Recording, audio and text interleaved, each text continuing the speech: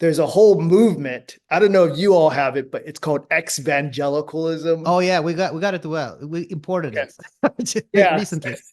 Yes, and the ex-evangelicals are not simply a large presence, but they're a very vocal presence. And so, and oftentimes the reasons they give for leaving Christianity is all the things like racism and sexism and so on and so forth. And they have terribly good reasons for thinking and acting that way. But I also want to say that there's something missing in this story. The evangelicals have been parts of extraordinarily revolutionary political movements in America. And in fact, the people in the Redeemer community are byproducts of InterVarsity Christian Fellowship, which began in Europe, by the way. InterVarsity is often seen as the poster child of evangelicalism because it's a parachurch organization derived from any number of mostly Protestant church backgrounds. Um, but these students almost all became Christians through InterVarsity. But it was a very radical, as you said, radical version of evangelical, left, progressive. Their kind of icon and hero is the minister and academic John Perkins, also known as a very influential evangelical civil rights leader.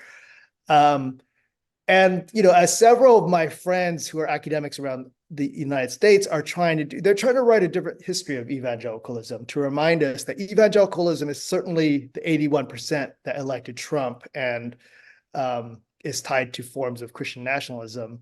But there's also a form of evangelicalism that lives into the most powerful strains of Protestantism, which is we always need a reform.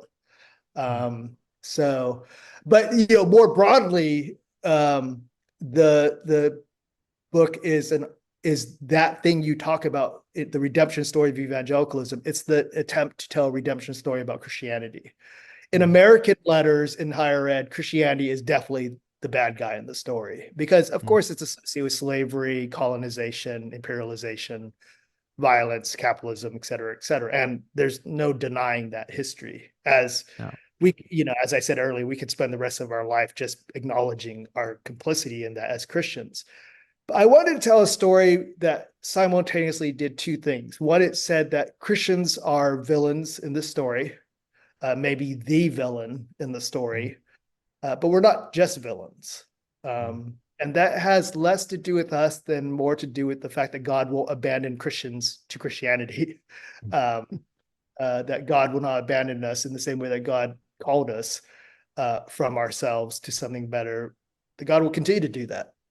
And so I wanted to tell a story where we're villains, but not just villains, because I feel like there's something deeply problematic with the ex-evangelical strategy. It seems to me like a self-fulfilling prophecy. If you tell evangelicals that the only thing they can do is be bad, then they're going to probably be bad. But if you could tell them there's a different part of your history that you might consider living into, at least that's an invitation. And I think Christians need invitations to do better. I take it that's what Jesus is doing, continuous invitation.